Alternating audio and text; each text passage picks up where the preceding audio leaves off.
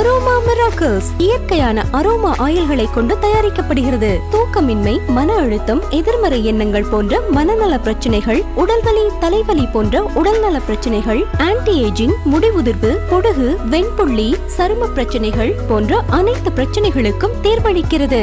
Aroma miracles.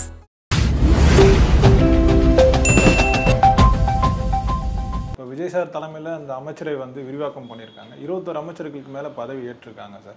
இதில் 7 பட்டியலினத்த மக்கள் சார்ந்த அமைச்சரை ஒதுக்கியிருக்காங்க சார். இது ஒரு பெரிய விஷயமா பார்க்குறாங்க. இது மட்டும் இல்லாமல் 4 பெண்களுக்கு அமைச்சரை கூடுதலாக ஒதுக்கியிருக்காங்க. எப்படி பார்க்குறீங்க சார் இந்த விஷயத்தை? முதல்ல இல்லை, உண்மையிலே இது ஒரு பெரிய அரசியல் புரட்சி தான். ஏன்னா இங்கே இருக்கிற அரசியல் கட்சிகள் எல்லாமே வார்த்தைக்கு வார்த்தை சமூக நீதின்னு பேசிகிட்டு இருக்காங்க. உண்மையில் அது மக்களை ஏமாற்றுகிற ஒரு வார்த்தையாகத்தான் இருக்குது. இப்போ திமுகவாக இருக்கட்டும், அதிமுக இருக்கட்டும், மூச்சுக்கு 300 தரம் சமூக நீதி பற்றி பேசுவாங்க. ஆனால் அவர்கள் தேர்தல் நேரத்தில் பார்த்திங்கன்னா எத்தனை பேர் ஒடுக்கப்பட்ட சமூகத்திலிருந்து வந்தவர்களுக்கு வாய்ப்பு கொடுக்குறாங்க, எத்தனை பெண்களுக்கு வாய்ப்பு கொடுக்குறாங்கன்னு பார்த்திங்கன்னா ரொம்ப ரொம்ப குறைவாக இருக்கும். இப்போ பெண்களுக்கு ஒரு இடஒதுக்கீடுன்னு இஷ்யூ வரும்போது இவங்க ஒரு பெரிய அளவில் வாய்ஸ் அவுட் பண்ணுவாங்க. ஆனால் பெண்களுக்கு வாய்ப்பு கொடுப்பது அவர்களுடைய அதிகாரமாக இருக்கிற ஒரு இடத்துல பெண்களுக்கு பார்த்திங்கன்னா ஒரு போதிய பிரதிநிதித்துவம் கொடுக்க மாட்டாங்க. அதே மாதிரி ஒடுக்கப்பட்ட சமூகத்தை சேர்ந்தவர்களுக்கு இப்போ ரிசர்வ் தொகுதின்னா நீங்கள் அவர்களுக்கு தான் கொடுத்தாகணும். ஆனால் ஒரு பொது தொகுதியில் ஒரு ஒடுக்கப்பட்ட சமூகத்தை சேர்ந்த ஒருத்தருக்கு வாய்ப்பு கொடுக்கறதுக்கு ரொம்ப யோசிப்பாங்க. திமுகவிலையும் இதுதான் நடக்குது, அதிமுகவிலையும் இதுதான் நடக்குது. தாவேகாவை பொறுத்த வரைக்கும் உண்மையான சமூக நீதியை பேசுகிற ஒரு கட்சியாக, பேசுகிற மட்டும் இல்லை, அதன்படி செயல்படுகிற ஒரு கட்சியாக இருக்குது. நீங்கள் பாருங்கள், முதல் கட்டமாக அந்த 9 அமைச்சர்கள் பதவியேற்ற போதே தலித் சமூகத்தை சேர்ந்த ராஜ்மோகனுக்கும் ஒரு அமைச்சர் பதவியை கொடுத்தாங்க. அமைச்சரவை விரிவாக்கத்திலும் நிறைய பேருக்கு கொடுத்துருக்காங்கிறத வச்சே நம்ம இதை புரிஞ்சுக்கலாம். உண்மையிலே இது ஒரு பெரிய புரட்சி தான். Okay sir. இப்போ விஜய் அவர்கள் கட்சி ஆரம்பிக்கும் போது சொல்லியிருந்தது என்னன்னா, பிறப்போக்கும் எல்லா உயிருக்கும் சொல்லிட்டு இந்த கொள்கை அடிப்படையில் தான் அவருடைய கட்சியை தொடங்கியிருந்தார் சார். அதே மாதிரி ஆட்சியிலும் பங்கு, அதிகாரத்திலையும் பங்கு சொல்லியிருந்தார். விஜய் அவர்கள் என்னதான் பெரும்பான்மையில் வெற்றி பெற்றிருந்தாலும் அவங்களே அதை ஆட்சி அமைச்சு இருந்திருக்கலாம். ஆனால் அந்த கூட்டணி கட்சிகளுக்கெல்லாம் அமைச்சர்கள் பங்கு கொடுத்துருக்காரு. காங்கிரஸ்லாம் ஒரு 70 வருஷத்துக்கு மேலே இப்போ அமைச்சர்கள் பங்கு பெறாங்க சார். எப்படி பார்க்குறீங்க சார் இந்த விஷயத்தையும்? அதாவது பொதுவாகவே பார்த்தீங்கன்னா அரசியலில் இந்த அதிகார பகிர்வு அப்படிங்கிறது ரொம்ப ரொம்ப முக்கியமான விஷயம், ஆரோக்கியமான விஷயம். ஆனால் அதை இங்கே இருக்கிற எந்த கட்சிகளுமே விரும்புறதில்லை. நீங்கள் தமிழ்நாட்டை மட்டும் எடுத்துக்கிட்டால் அதிமுகவும் சரி, திமுகவும் சரி, ஒரு கூட்டணி கட்சிகளினுடைய பலத்தோடு, கூட்டணி கட்சிகளுடைய தயவில் வெற்றி பெறுவாங்க. ஆனால் ஆட்சி அமைக்கிற சூழல் வரும்போது பார்த்திங்கன்னா அவர்களை தள்ளி வச்சுருவாங்க. இதுதான் காலங்காலமாக நடந்துக்கிட்டு இருக்கு. இது குறித்து எந்த கட்சிகளுமே எங்களுக்கு நீங்கள் அமைச்சர் பதவி கொடுங்க அப்படின்னு வாய் திறந்து கேட்டதில்லை. அப்படி கேட்டால் நம்மளை கூட்டணியிலிருந்தே அடித்து விரட்டிடுவாங்க அப்படிங்கிற ஒரு பயம்தான் காரணம். ஆனால் சமீப காலமாக முக்கியமாக தாவேகாவுடைய வருகைக்கு பிறகு மற்ற கட்சிகள், காங்கிரஸாக இருக்கட்டும், விசிகாவாக இருக்கட்டும், மற்ற கட்சிகளாக இருக்கட்டும், எங்களுக்கும் அமைச்சரவையில் பங்கு அப்படிங்கிற ஒரு கோஷத்தை, ஒரு கோரிக்கையை தொடர்ந்து முன் வச்சாங்க. அதாவது இத்தனை நாள் யாருமே அப்படி கேட்கல, அதனால நீங்கள் கொடுக்கல அப்படிங்கிறத ஓரளவுக்கு நியாயம்னு எடுத்துக்கிட்டாலும் இப்போ அவர்களே வாய் திறந்து கேட்குறாங்க, எனக்கு அதிகாரத்தில் பங்கு கொடு அப்படின்னு கேட்குறாங்க. ஆனால் திமுக என்ன பண்ணுச்சு அப்படின்னா அதை ஏதோ ஒரு கெட்ட வார்த்தை மாதிரி நினச்சி நாங்கள் அதிகாரத்தில் பங்கு கொடுக்கவே மாட்டோம் அப்படின்னு அவங்க ஒரு ஒத்த காலில் நின்னாங்க. அதிமுக என்ன சொல்லிச்சு அப்படின்னா, ஐயோ தமிழ்நாட்டில் அதெல்லாம் பழக்கமே இல்லை, இது ஏதோ ஒரு பெரிய கலாச்சாரத்துக்கே ஒரு சீர்கேடான விஷயம் மாதிரி, அதிகாரத்தில் பங்கு கொடுக்குற வழக்கமே இங்கே கிடையவே கிடையாதுன்னு அவங்க ஒரு பக்கம் குதிச்சாங்க. ஆனால் விஜயை பொறுத்த வரைக்கும் என்னோட கூட்டணி அமைத்தால் நான் கண்டிப்பாக ஆட்சி அதிகாரத்தில் பங்கு தர்றேன் அப்படின்னு சொன்னார். ஆனால் துரதிர்ஷ்டவசமாக அந்த வாய்ப்பை இங்குள்ள எந்த கட்சிகளும் பயன்படுத்திக்கல. ரொம்ப உண்மையை சொல்லப்போனால் அதுக்கான காரணம் என்னன்னா, விஜய் மீது இவர்களுக்கு நம்பிக்கை இல்லை. இவர் ஒரு சினிமா நடிகர். கமல்ஹாசனுடைய மக்கள் நீதி மையத்துக்கு என்ன கதி ஏற்பட்டுச்சோ அந்த மாதிரி தான் இவருக்கும் வரும். இவர் பின்னால் எப்படி நம்ம நம்பி போகிறது? ஏற்கனவே விஜயகாந்த் பின்னால் மக்கள் நல கூட்டணின்னு போனோம், டெபாசிட்டே போச்சு. அப்படி ஒரு சூழ்நிலை நமக்கு வந்துரும்னு பயந்துக்கிட்டு திமுக கூட டிராவல் பண்ணுறது தான் நமக்கு சேஃப்னு நினச்சிட்டு அங்கேயே தங்கிட்டாங்க. அதனுடைய பலனை இந்த தேர்தலில் அவங்க பார்த்துட்டாங்க. எல்லாத்துக்கும் மேலே அவர்களுடைய எண்ணத்துக்கும் எதிர்பார்ப்புக்கும் மாறாக இன்னைக்கு தாவேகா ஒரு மிகப்பெரிய வெற்றி அடைந்துருச்சு. இப்போ அவர் தன்னுடைய மக்கள் செல்வாக்கு நிரூபிச்சிட்டாரு. அதனால தான் அவருக்கு 108 கடங்கள் கிடச்சி இன்னைக்கு அவர் முதலமைச்சர் நாற்காலியில் உட்காந்துருக்கு. Okay sir. இப்போ விசிகா ஏன் இந்த அளவுக்கு ஒரு பிடிவாதமாக வந்து இருக்காங்க சார்? வந்து ஒரு பக்கம் வந்து திமுக கூட்டணியிலே வந்து தொடர்கிறோம் வந்து சொல்கிறாரு, இன்னொரு பக்கம் வந்து விஜய்க்கு வந்து நாங்கள் நிபந்தனையற்ற ஆதரவுன்னு வந்து சொல்கிறாரு. அப்புறம் நாங்கள் வந்து அமைச்சர்கள் இடம்பெறணும்னு சொல்லிட்டு ஒரு மீட்டிங் வந்து நடந்ததாக கேள்விப்படுறோம் 16ஆம் தேதி போல் ரெசார்ட்டில். இப்படி ஒரு சூழல் ஏன் திருமாவளவன் அவர்கள் வந்து உருவாக்கணும் சார்? முதல்ல அதாவது என்னுடைய கருத்தாக அல்லது நான் பார்த்தவரை எனக்கு புரிந்தது என்ன அப்படின்னா, தற்போதைய அந்த தமிழக அரசியலுடைய அந்த குழப்பமான சூழ்நிலை விசிகா வந்து தனக்கு கெயின் பண்ணுவதற்கு ஒரு முயற்சி எடுக்குது. அதை வந்து பயன்படுத்திக்க நினைக்கிறாங்க. அதுதான் 2 உறுப்பினர்கள் கொண்ட விசிகா முதலமைச்சர் பதவிக்கு ஆசைப்பட்டதும் துணை முதலமைச்சர் பதவிக்கு ஆசைப்பட்டதும். இதெல்லாம் நம்ம வைக்கிற அவதூறாகவோ அனுமானமாகவோ யாரும் எடுக்க வேண்டாம். பல நபர்கள் சொன்ன பேச்சினுடைய தொகுப்பு நம்ம புரிஞ்சுக்கிட்டது இதுதான். ஏன்னா அது வந்து நடக்கலை. விடுதலை சிறுத்தைகள் கட்சிக்கு தாவேக்காவில் ஒரு அமைச்சர் பதவி தரேன்றாங்க. திருமாவளவனுக்கு ஏற்பட்ட குழப்பம் என்னன்னா, அந்த பதவியை நாம் ஏற்றுக்கிறதா இல்லை நம் கட்சியில் வெற்றி பெற்ற வன்னியரசு போன்றவர்களுக்கு கொடுப்பதா, இதுதான் அவருக்கு இருக்கிற ஒரு குழப்பம். இப்போ வன்னியரசுக்கு கொடுக்கறதுல என்ன பிரச்சனை அப்படின்னா, கட்சி தலைவரான திருமாவளவன் ஒரு எம்பி, ஆனால் அவர் கட்சியினுடைய அடுத்த நிலையில் இருக்கிற ஒரு அமைச்சர் அப்படின்னா அதுலேயே வந்து ஒரு சின்ன ஒரு ஈகோ அவருக்கு இருக்கும். அப்போ கட்சி தலைவரான நாம அமைச்சராக இருப்பது தானே சரியாக இருக்கும் அப்படின்னு அவர் நினைக்கிறாரு. அதற்கு ஆதரவும் எதிர்ப்பும் அந்த கட்சிக்குள்ளே இருக்கு. எல்லாத்துக்கும் மேலே அந்த முடிவு சரியான முடிவாங்கிற ஒரு குழப்பம். அப்புறம் அமைச்சர் ஆயிட்டா, ஒருவேளை திருமாவளவன் அமைச்சர் ஆயிட்டா அவர் 6 மாதத்துக்குள் சட்டமன்ற உறுப்பினராக வரணும். அப்போ 6 மாதத்துக்குள்ளே வரணும் அப்படின்னா திருச்சி கிழக்கு தொகுதியில் அவங்க நிற்கணும். இப்போ இவர்களுக்குள்ள பிரச்சனை என்ன அப்படின்னா, விஜய்க்கு வாக்களித்த திருச்சி கிழக்கு தொகுதியை சேர்ந்தவர்கள் திருமாவளவனுக்கு வாக்களிப்பார்களா? அப்படி ஒருவேளை வாக்களிக்கலை அப்படின்னா அவர் வந்து அமைச்சராக பதவி ஏற்றாலும் அமைச்சர் பதவியை ராஜினாமா பண்ணணும். அப்படி இல்லைன்னா 2 விசிகா எம்எல்ஏக்களில் ஒருவருடைய பதவியை ராஜினாமா பண்ண வைக்கணும். சார் இந்த மாதிரி நிறைய சட்ட சிக்கல்லாம் இருக்குது. அதுக்கப்புறம் இந்த எம்எல்ஏக்காக இவர் போட்டியிடணும் அப்படின்னா எம்பி பதவியை ராஜினாமா பண்ணணும். இப்போ இவங்க என்ன சொல்கிறாங்க அப்படின்னா, எங்களுக்கு திருச்சி கிழக்க எங்களுக்கு கொடுங்க, ஆனால் சிதம்பரம் தொகுதியை நாங்கள் ராஜினாமா பண்ணாலும் உங்களுக்கு தரமாட்டோம், அங்கேயும் விசிகா தான் நிற்கும் அப்படின்னு வந்து ஒரு நிபந்தனையை விதிக்கிறாங்க. ஸோ இந்த மாதிரி நிறைய குழப்பங்கள் விசிகாவுக்குள் இருப்பதால் அது இன்னும் அடுத்த கட்டத்துக்கு போகலை. Okay sir. இப்போ அதே மாதிரி இந்த அமைச்சரவையில் வந்து நிறைய யங்ஸ்டர்ஸ் வந்து இருக்காங்க சார். இதுவே அந்த அரசியலுக்கு வந்து ரொம்பவே ஒரு ஆரோக்கியமான விஷயம் வந்து சொல்கிறாங்களே சார்? இல்லை, உண்மைதானே அது. இப்போ திமுக அமைச்சரவையாக இருக்கட்டும், அதிமுக அமைச்சரவையாக இருக்கட்டும், அதில் பார்த்தீங்கன்னா கிட்டத்தட்ட ஒரு 60 வயதை கடந்தவர்களுடைய எண்ணிக்கை தான் அதிகம். என்ன காரணம், அந்த கட்சியில் நீண்ட காலமாக பயணித்த நிர்வாகிகள் தான் பெரும்பாலும் அமைச்சர்களாக இருப்பாங்க. இப்போ பொதுவாக திமுகவாக இருக்கட்டும் அதிமுகவாக இருக்கட்டும், அவங்க தேர்தலில் போட்டியிடும் போது நீங்களே வந்து அமைச்சரவை லிஸ்ட்டை ரெடி பண்ணிடலாம். அவங்க அதிகாரப்பூர்வமாக அறிவிக்கணும்னு அவசியமே கிடையாது. அப்போ திமுக ஜெயிக்குது அப்படின்னா நீங்களே சொல்லிடலாம், துரைமுருகன், பொன்முடி, தங்கம் தென்னரசு, KN நேரு அப்படின்னு வரிசையாக எத்தனை அமைச்சர்கள், அந்த 30 அமைச்சர்களை நீங்களே லிஸ்ட்டு போட்டுடலாம். அதே மாதிரி அதிமுக வெற்றி பெறுது அப்படின்னா அதிமுகவில் யாரெல்லாம் அமைச்சருங்கிறத நீங்களே சொல்லிடலாம்.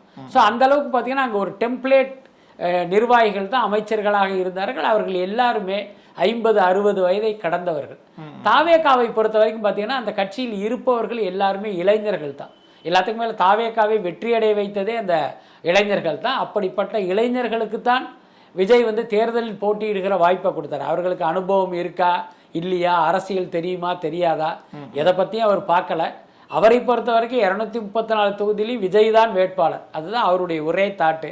அதனால பலருக்கும் வாய்ப்பு கொடுத்தாரு. அதில் எதிர்பாராத விதமாக பல பேர் வெற்றி அடைந்து இன்றைக்கு எம்எல்ஏக்களாக ஆயிட்டாங்க.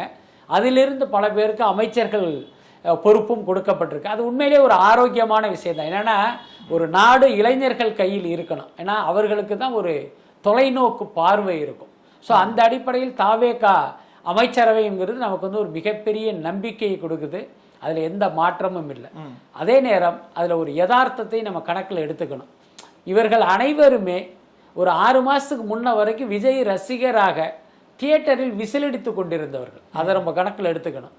அவர்கள் திடீர்னு அரசியலுக்கு வந்து திடீர் அரசியல்வாதியாக மாறி இன்னைக்கு எம்எல்ஏவாகி இன்னைக்கு அமைச்சர்களாகவும் ஆயிட்டாங்க. அப்போ இந்த அனுபவங்கள் மட்டுமே ஒரு அரசை வழிநடத்துவதற்கு போதுமானதா அப்படிங்கிற ஒரு கேள்வியும் எல்லாருக்கும் இருக்கும். அந்த கேள்வி நமக்கும் இருக்குது. ஸோ இதை அவர்கள் புரிந்து உணர்ந்து செயல்பட்டால் அது விஜய்க்கும் நல்லது, தாவேகாவுக்கும் நல்லது, அது சம்மந்தப்பட்டவர்களுக்கும் நல்லது. அங்கே அவங்க ஏதாவது ஒரு தடம் பிறண்டால் அது ஒட்டுமொத்த ஆட்சிக்கே ஒரு கெட்ட பேரை ஏற்படுத்திடும். சார் இப்போ விஜய் அவர்கள் இந்த அமைச்சரவை முதல் முறை வந்து பதவியேற்றாங்களா சார், அப்போவே அவர் மேலே வச்ச விமர்சனம் என்னன்னா மாற்று கட்சியில் இருந்து வந்த ஆட்களுக்கு தான் முக்கியத்துவம் வந்து கொடுத்துட்டு இருக்காங்க. ஆனால் இப்போ இந்த முறை அமைச்சரவை பதவி இருக்கும்போது எல்லாரும் வந்து இந்த ரசிகர் மன்றத்திலேருந்து வந்த ஆட்களுக்கு தான் அதிக முக்கியத்துவம் வந்து கொடுத்துருக்காரு சார். ஆக்சுவலாக இப்போ நிறைய பேர் விஜய் மேலே சொல்கிறது என்ன விமர்சனம்னா, மாற்று கட்சியிலேருந்து ஆட்கள் வந்துட்டே இருக்காங்க, அது முன்னாடி இருக்க அந்த பழைய அதிமுக இருக்க ஆட்கள் எல்லாம் வந்து சேர்ந்துருக்காங்க, அவங்களுக்குலாம் வந்து முக்கியத்துவம் வந்து கொடுத்துட்டு இருக்காங்க, அந்த மாதிரியான ஒரு விமர்சனம் வந்துட்டு இருக்கு சார். ஆனால் இன்னொரு புறம் வந்து அவர் அந்த மக்கள் மன்றத்தில் ரசிகர் மன்றத்தில் இருந்த ஆட்களுக்கு தான் முக்கியத்துவம் கொடுத்துட்டு இருக்காரு. முதல்ல தாவேக்காவில் இருப்பவர்கள் யார் அப்படின்னு நம்ம பார்க்கணும். விஜய் நடிகராக இருக்கும்போது அவருக்கு ரசிகராக இருந்தாங்க, விஜய் ரசிகர் மன்றத்தில் இருந்தாங்க. அதுக்கப்புறம் விஜய் மக்கள் இயக்கமாக அது மாறுச்சு, அதுக்கப்புறம் அது கட்சியாக மாறினது. அதுக்கப்புறம் பார்த்தீங்கன்னா அந்த ரசிகர்கள் எல்லாமே இன்னைக்கு கட்சி தொண்டர்களாக மாறிட்டாங்க.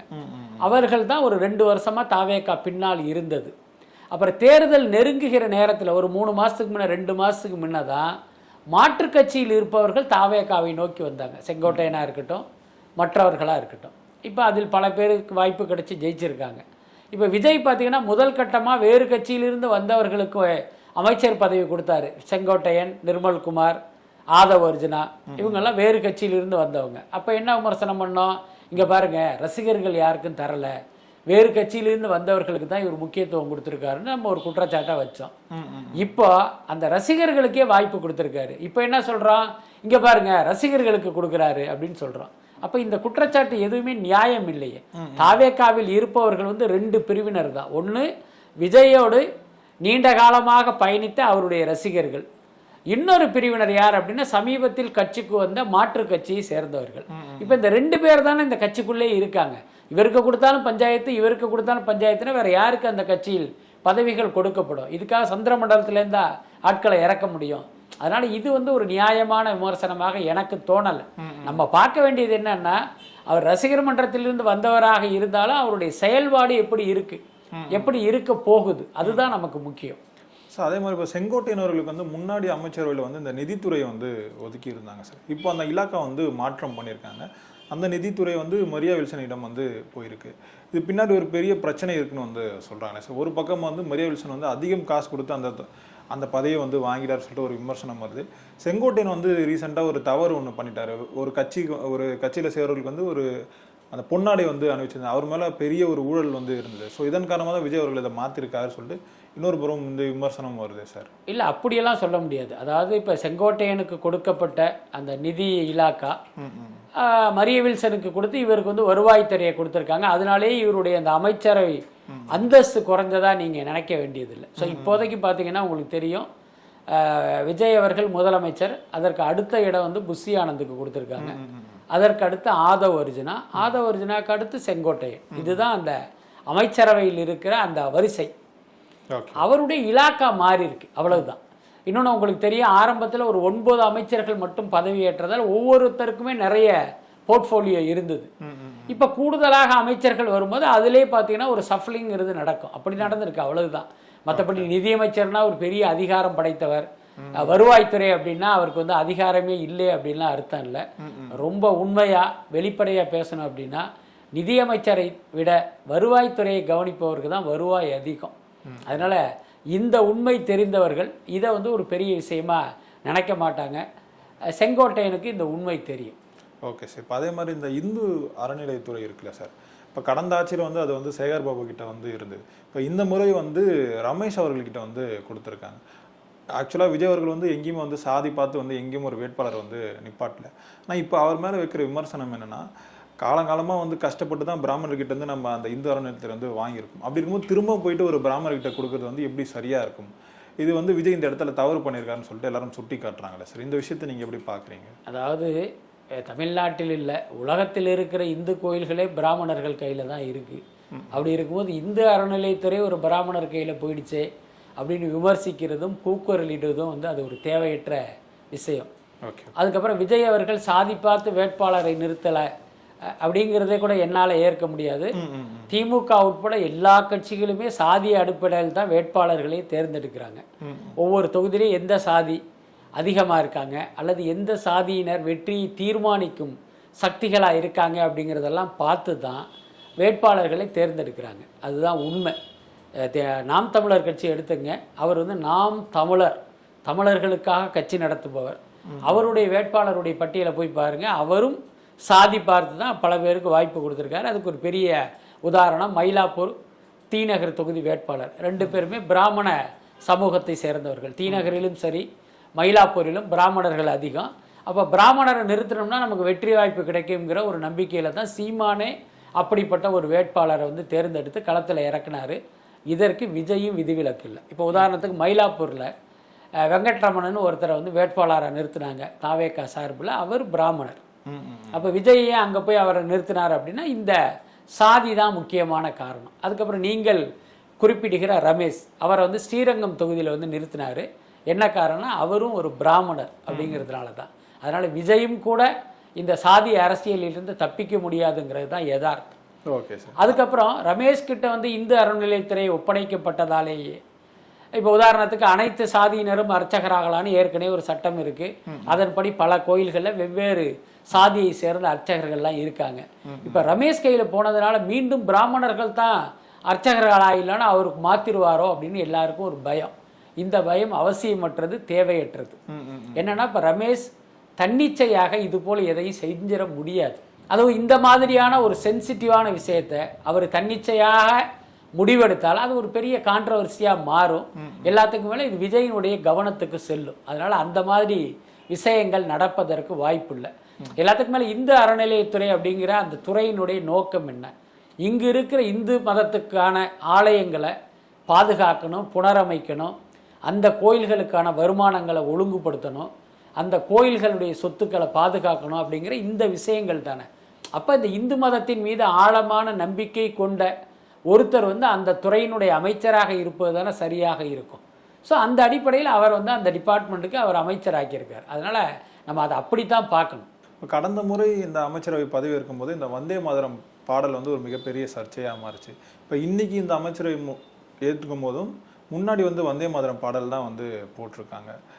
மீண்டும் மீண்டும் அதே தவிர வந்து தாவேக்கா வந்து பண்ணுறாங்களா சார்? இது முடிச்சு திரும்ப ஒரு அறிக்கை விட்டுட்டு நாங்கள் இந்த மாதிரி திரும்ப நடக்காதுன்ற அப்படி ஒரு அறிக்கை மட்டும் விட்டுருவாங்களா சார்? இல்லை, முதல்ல தெரிஞ்சுங்க, இந்த பதவியேற்பு நடந்தது வந்து ஆளுநர் மாளிகையில். அப்போ ஆளுநர் மாளிகையில் நடக்கிற ஒரு நிகழ்ச்சிக்கு யார் பொறுப்புன்னா ஆளுநர் மாளிகையில் இருக்கிற அதிகாரிகளும் ஆளுநரும் தான் பொறுப்பு.